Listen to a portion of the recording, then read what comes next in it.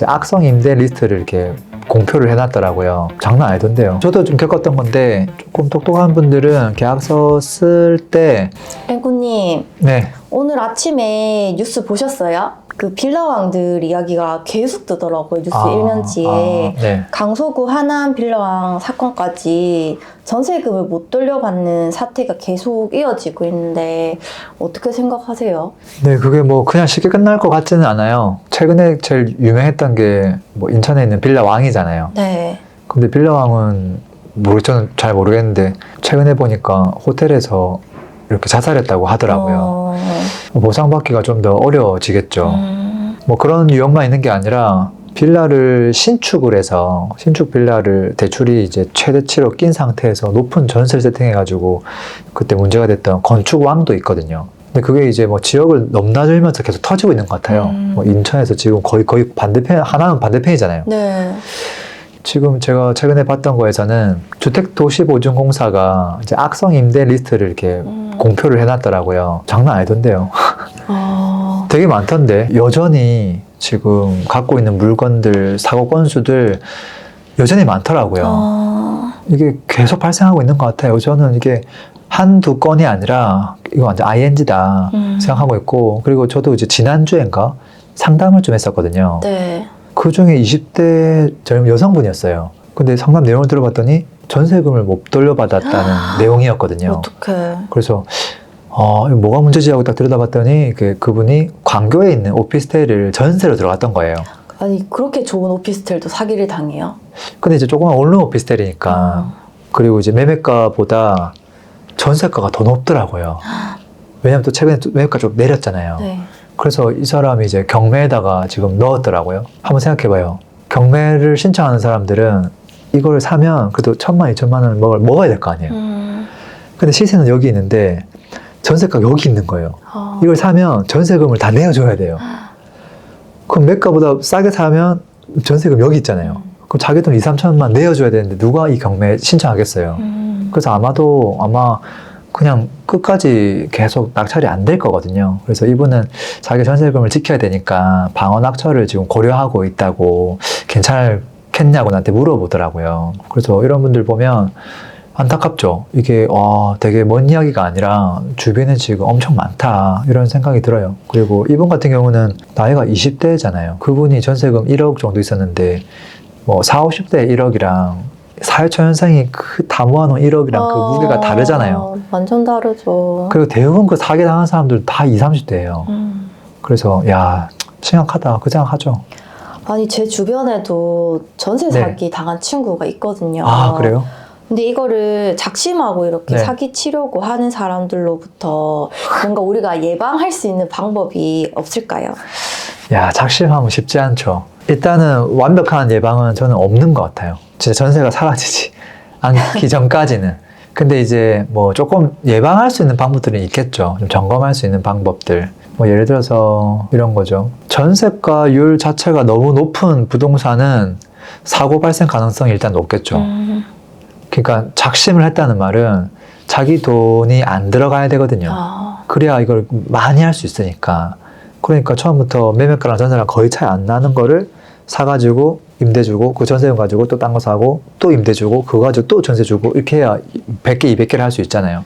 그래서 전세가율이 높은 것들은 일단 의심을 가져볼 필요가 있다. 그게 그 사람이 의도가 없다고 하더라도 혹여나 이게 잘못됐을 때 전세금을 돌려받으려면 이 사람이 돈을 안 주면 마지막 최악의 상황에는 경매를 넣어야 되거든요. 근데 경매를 넣었을 때 이게 쭉 시세보다 낮은 금액으로 받아도 전세금을 돌려줄 수 있는 수준 돼야 되는데 전세가율이 너무 높으면 이게 안 돼요. 구조가 안 나와요.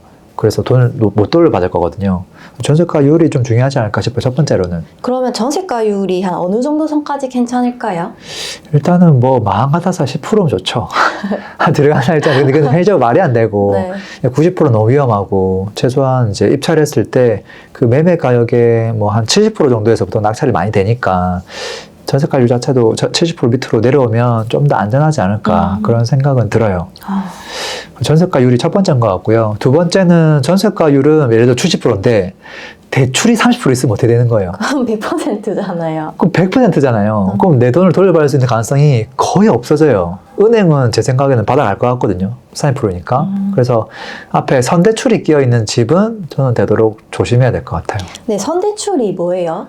내가 전세 들어가려고 하는데 이미 대출이 껴있는 거. 아, 그걸 그냥 대출이 껴있는 집을 그냥 선대출이라고 불러요. 전세금 이외에 또 대출이 있는 곳이야? 네, 맞아요. 아, 근데 내가 들어가고 대출을 한 게 아니라 들어가기 전부터 이미 대출이 있던 집. 그래서 보통은 이제 융자를 갚는 조건으로 이제 전세 계약을 하는데 그게 아니라 그냥 대출이 껴있는 상태에서 그대로 쭉 가는 경우도 있어요. 그래서 내부 부동산 매물 보면 뭐 융자 없는 물건 이렇게 적혀 있거든요. 그럼 그게 안 적혀 있다는 말은 무슨 말이에요? 융자가 있을 수 있다는 소리거든요. 아, 전세가 그렇게 싸지? 시세보다 3천만 원 저렴하네? 이런 물건들은 융자가 5천만 원, 7천만 원 들어가 있는 경우가 많아요. 결국은 3천만 원 싸게 해준 것처럼 보이지만 궁극적으로는 오히려 합쳐보면 이게 위험한 거죠. 그리고 뭐 하나를 더 한다고 하면 남들 다 하는 거긴 한데요. 등기부등본을 좀 떼봐야 되겠죠. 중개사가 그 짜고 같이 사기치는 경우가 많거든요. 아, 너무하다. 최근에 이제 발생했던 사건들을 보면 그렇기 때문에 저는 직접 등기부등본을 좀 떼보는 습관을 좀 들여야 된다 이런 생각을 좀 해요. 근데 등기부등본에서 네. 어떤 걸 확인해야 돼요? 일단은 그 대법원 등기 사이트 가가지고 그냥 등기부등본 딱 클릭한 다음에 주소만 넣으면 일단은 확인해 볼 수 있거든요. 출력도 가능하고 컴퓨터로 볼 수도 있고 그걸 열어보면 크게 세 가지 섹션이 있죠. 그래서 표제부, 갑구, 을구 어려울 수 있지만 그냥 세 개가 있다. 1, 2, 3이 있다. 1번엔 뭐가 있냐? 부동산 정보가 있죠. 이 물건에 대한 주소와 호실 정보. 내가 지금 계약하는 게 이 물건이 맞는지. 그쵸? 두 번째는 이제 갑구가 있는데 갑구에는 소유권 정보가 있죠. 이거 소유자가 누구냐? 그럼 내가 지금 계약하는 사람이 계약하는 날 와 있던 사람하고 같은 사람이어야 될 거 아니에요. 엄한 사람 와가지고 계약하면 다 문제가 되는 거잖아요. 당연히 확인해야 되고. 세 번째는 이제 을구인데 을구에는 권리 관계가 있어요. 이 소유권이 어떻게 되냐. 그 다음에 이 물건에 대한 대출이 있느냐. 거기 다 들어가 있거든요. 그래서 을구에 대출이 있으면 대출이 있는 거죠. 그렇게 어렵지 않아요. 되게 쉬워요. 그리고 또 전세금을 지키려면 전세 보증보험 가입을 하는 게 좋겠죠. 아무래도 비용이 좀 들더라도. 왜냐면은 고의가 없어도 그런 일들이 많이 발생하니까. 그리고 저도 좀 겪었던 건데 조금 똑똑한 분들은 계약서 쓸 때 국세 완납증명서랑 지방세 완납증명서 이렇게 요청하는 분들도 있어요. 예전에는 그게 어려웠었는데 지금은 충분히 걸리거든요. 임차인에. 그래서 그걸 요구하면 임대인이 그걸 줘야 돼요. 그런 분들 받는 조건으로 이제 계약서를 쓰는 거죠. 뭐 나쁠 건 없고요. 왜냐하면 그 세금이 체납되어 있다는 말은 당연히 그 다음에 바로 압류 들어오는 게 부동산 압류 들어오는 거거든요. 그러니까 찰나죠. 그리고 이런 것들이 있어요. 국가에서 지원해주는 전세 대출이 있어요. 특히 이제 중소기업을 다니는 청년들에게 혜택을 준다고 전세 대출의 100%를 대출해줘요. 뭐 오피스텔을 딱 봤는데 전세금이 1억이래요. 그러면 보통은 일반적으로 전세 대출을 80% 해주거든요. 네. 근데 1억을 다 해주겠다는 거죠. 좋은데. 좋잖아요. 네. 이러면 어떤 일이 발생하냐면 임대인이 그걸 악용하기 시작해요. 내가 만약에 오피스를 딱 갖고 있는데 뭐 예를 들어서 매가가 1억이에요. 전세가 원래는 8천이에요. 1억에 내놓는 거예요. 어차피 이 들어온 사람 입장에서는 100% 대출이 나오니까. 그럼 어떻게 되는 거예요? 매가랑 전세가랑 똑같아지잖아요. 되게 위험해지는 거죠. 그래서 혜택을 줬는데 오히려 그것 때문에 사고가 날 가능성이 다분히 높다. 진짜 여러 가지 수법이 있네요. 사기치는. 뭐 수법이라기보다는 일단은 우리가 이제 조금 체크를 해야 될 부분이라는 거죠. 이 정도만 체크하더라도 조금은 줄일 수 있지 않을까 싶어요. 그리고 좀 애매한 게 이제 전세가 아니라 반전세 들어가는 경우. 반전세는 안전할까요? 예를 들어서 1억 5천에 월세 50만 원. 그래도 전세가율이 좀 낮아서 이거는 경매 넘어가도 좀 받을 수 있지 않을까요? 근데 이제 그 1억 5천이 이제 보증금이잖아요. 보증금이 1억 5천에 월세가 50만 원이면 사실은 매가가 얼마인지는 임차인들이 다 계산하진 않거든요. 그냥 뭐 그래 월세를 좀 줄이려고 보증금을 높이는 경우가 있을 수 있으니까. 근데 그것도 이제 우리가 그 보증금을 보호받을 수 있는 금액으로 저는 계약하는 게 필요하다 보거든요. 예를 들어서 서울 같은 경우는 보증금 1억 6,500까지만 보호가 돼요. 그러니까 1억 5천 조금 많아요. 왜 많냐면 보증금 안에는 그거 커버가 되는데 최우선 변제금 안에 들어와야 진짜 내가 보호받을 수 있는 금액이거든요. 그러니까 5,500 이하로 계약을 해야 돼요. 아, 그래서 내가 만약에 조그만 이제 뭐 원룸, 투룸 빌라 들어간다 그러면은 뭐 5,000에 60 이런 건 괜찮아요. 왜? 최악의 상황이 발생해도 국가에서 5,500만 원까지는 서울 지역은 보장해 주겠다는 거거든요. 이게 문제가 되더라도 경매 넘어가더라도 네. 그것만큼은 나한테 먼저 배당해 주겠다고 하는 거니까. 그래서 보면 물건들이 서울에 빌라를 보면 원룸 투룸짜리가 5,000에 얼마짜리가 되게 많아요. 아, 맞아요. 5천짜리가 진짜 많더라고요. 네, 근데 6,000, 7,000은 거의 없을 거예요. 아, 왜냐면 그 보장이 안 되니까. 그래서 그런 것도 체크하시고, 그리고 너무 기본적인 거지만 계약서 쓰고 당연히 전입신고하고 확정일자 받고, 이거는 당연히 기본 필수죠. 그러면 이때까지 말씀해주신 걸로 들어서는 네. 진짜 안전하게 뭔가 전세로 가고 싶으면 5천만 원 이하의 보증금으로 가면 되겠네요. 그렇게 하는데 그 원룸 아니면은 어렵잖아요. 아파트는 5천짜리 넘는 게 훨씬 많잖아요. 맞아요. 뭐 3억, 5억, 7억 막 이러니까. 근데 이게 처음에는 사기칠 의도가 아니었는데 네. 어쩌다 보니까 돈이 없어서 네. 전세금을 안 돌려주시는 분들도 있잖아요. 요럴 때는 어떻게 해야 돼요? 뭐 안 돌려주는 건지 못 돌려주는 건지 잘 모르겠는데 그런 경우가 있죠. 전세 딱 만기가 돼가지고 가려고 하는데 안 주는 경우, 나몰라라는 경우 있죠. 이게 뭐 의도가 처음에 없었다고 하더라도 뭐 임대인한테 어떤 문제가 생기면 그럴 수 있다고 봐지긴 하는데 그거는 임대인 문제고, 임차인 입장에서는 제일 중요한 게 전세금이니까 안 주면 어떻게 해야 되냐. 제 생각에는 일단 제일 좋은 거는 보증보험 가입을 했으면 허그에다 신청하는 거죠. 근데 이제 안 했으면 결국은 경매로 가야 돼요. 근데 그게 바로 경매 가지는 것도 아니에요. 임대인한테 일단 내용 증명을 보내야 돼요. 그 다음에 이제 내가 혹여나 여기서 또 주소를 딴 곳으로 또 갈 수도 있기 때문에 돈은 못 받았지만 딴 데로 갈 수도 있잖아요. 그래서 임차권 등기 명령을 먼저 해놔야 돼요. 등기 명령이 뭐예요? 그러니까 내가 여기에서 주소를 빼게 되면 확정일자 받았던 것들, 이런 거 전입신고한 것들이 다 없어져요. 보호를 못 받아요. 그래서 내가 여기 계속 그냥 거주하고 있는 것처럼 해주는 거거든요. 그리고 이제 전세금 반환 소송을 해야죠.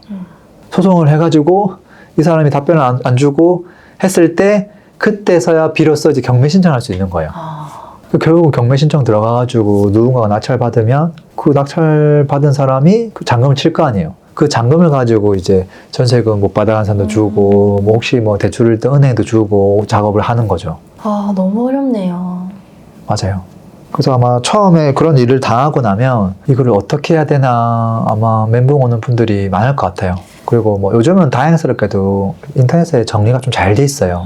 그래서 그거대로 하면 되지 않을까 싶고, 좀 어려운 분들은 뭐 변호사 도움을 좀 받아도 되지 않을까 싶기도 하고, 근데 거의 셀프로 가능한 수준이에요, 요즘은. 아, 그래요? 네, 다만 셀프로 하더라도 돈을 돌려받기까지 시간이 많이 걸려요. 그러면 빌라, 오피스텔, 아파트 이제 여러 가지가 있는데 네, 이 중에서 어떤 게 가장 위험해요? 전세가율이 높은 게 위험하죠. 그게 대체적으로 빌라랑 오피스텔이죠. 네. 전세가율이 굉장히 높거든요. 과거에는 뭐 90% 이상 되는 게 허다했고, 오피스텔도 뭐 갭 300만 원 네. 이런 것들이 너무 많았거든요. 아. 그 말은 전세가율이 뭐 97% 이 정도 됐다는 거거든요. 근데 이제 아파트 같은 경우는 서울 기준으로 전세가율이 뭐 55%에서 왔다 갔다 하니까 어찌 보면 좀 많이 안전하죠. 근데 안전하긴 한데 전세를 그럼 안 돌려주면 어떻게 할 거냐. 아무리 안전해도 그럼 또 어쩔 수 없는 거예요. 이게 황당하죠. 네. 그래서 이제 이걸 빌미로 전세는 불안정하다. 전세 없어져야 된다. 다 월세로 가자. 이렇게 주장을 하고 있는 사람들도 많죠. 댓글에 그런 게 많더라고요. 전세 제도를 없애자. 네, 네. 근데 또 계산기를 두드려 보면 전세 대출을 한 게 월세보다 훨씬 저렴한 경우가 많거든요. 예를 들어서 아까 그 청년들을 위한 그 전세 대출 100% 같은 경우는 네. 초저금리로 해줘요. 그럼 내가 오피스텔 들어가는데 원래는 월세가 서울은 뭐 60만 원, 70만 원 해요. 근데 1억을 초저금리 2% 이하로 1억을 다 빌려주면 한 20만 원이 안 돼요. 와, 진짜 싸다. 그러니까 20만 원을 누가 고지할 수 있으니까 사실 너무 좋은 거긴 하거든요. 근데 이거를 이제 악용해버리면 방법이 별로 없다. 이제 이런 거죠. 근데 네. 이제 제가 얼마 전에 영상에서 봤는데 오히려 신축이 더 위험하다. 이런 내용도 있던데 맞나요? 신축이 더 위험하죠. 왜냐면 왜요? 신축은 시세가 없잖아요. 아, 특히 빌라 같은 경우는 주변에 신축이 없는 그런 오래된 빌라만 있던 동네에다가 신축을 새로 지으면 자기 마음대로 분양가를 책정하고요. 분양가 원래 이 정도인데 이런 거죠. 우리 판매할 때, 옷 판매할 때 제가 50% 할인해 주는 겁니다라고 하지만 정가가 얼마지 보면 그 정가가 자기 마음대로 풀려놨거든요. 아, 신축 빌라도 자기 마음대로 이게 뭐 3억짜리인데, 아, 이거 원래 한 5억 하는 건데, 그거 대비 지금 전세가가 굉장히 저렴합니다라고 얘기하는 거거든요. 사실 그 둘 다 허수거든요. 다 사기치는 거네요. 그러니까 빌라를 신축해가지고 대출을 다 일으키고, 거기에다가 전세 세팅하는 업자들이 많았죠. 그 건축왕이라고 부르잖아요. 아, 근데 얘는 더 심각해요. 왜냐면 대출은 대출대로 있고 전세는 전세 대출대로 있잖아요. 그러면 어떻게 돼요? 나중에 이걸 경매를 넘기면 은행은 다 받아가요. 왜냐면 대출을 먼저 했으니까. 그 다음 전세가 들어왔으니까. 아, 후순위네. 얘가 후순위가 돼요, 전세가. 그래서 웬만하면 대출은 은행은 다 받아가는데 이 사람만 거의 못 받아가요. 그래서 일반적인 빌라왕보다 건축왕이 더 위험해요. 아, 그러면은 신축은 들어가지 말고 근데 사실 신축이 좋긴 하잖아요. 전세가를 70% 넘지만 말고 이거 어디 들어가야 될지 잘 모르겠어요. 그래서 제일 안전한 거는 지금 사람들의 선택은 그냥 월세예요. 전세를 지금 아무도 선택 웬만하면 안 해요. 그렇게 구해지지도 않아요. 내놔도. 전부 다 월세 구하고요. 그래서 그냥 돈 좀 뭐 10만, 20만 더 내더라도 월세 살래. 지금 이런 이제 상황인 거죠. 그리고 그게 신축뿐만 아니라 구축 빌라도 마찬가지예요. 너무 불안하다 보니까 그냥 빌라는 월세 사는 게 좋겠다. 이렇게 사시는 거 같고, 그래서 그 최우선 변제금 안에서 선택을 해 나가시는 것 같아요. 아, 오늘 또 전세 관련해서 예방 방법까지 알려주셔서 감사합니다. 네, 오늘 이 예방 방법을 좀 써가지고 좀 이렇게 피해를 당하는 분들이 조금 많이 줄어들었으면 좋겠습니다. 근데 이제 완벽한 예방 방법이 없다는 게 조금 안타까운 부분인 것 같습니다. 네. 네, 감사합니다. 네, 고맙습니다.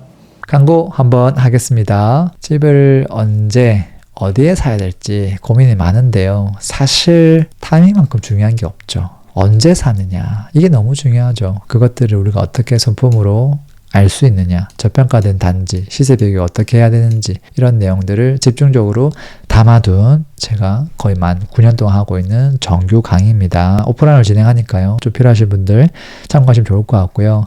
요즘 내 집 마련 조금 더 빠르게 하고 싶다, 이런 니즈들이 많습니다. 그래서 실전 수업을 하나 제가 만들었고요. 거의 개인 컨설팅에 가까운 수업입니다. 그래서 이 수업을 들으면 제가 봤을 때는요, 내 집 마련을 못할래야 못할 수가 없습니다. 제가 입지 매트릭스가 있거든요. 300개 제공하고요. 그 다음에 추가적으로 개인 피드백까지 다 드리기 때문에 생각보다 빠르게 내 집 마련을 하고 계신 것 같습니다. 신청 방법은 제가 댓글로 좀 남겨 놓겠습니다. 오늘도 들어줘서 감사합니다.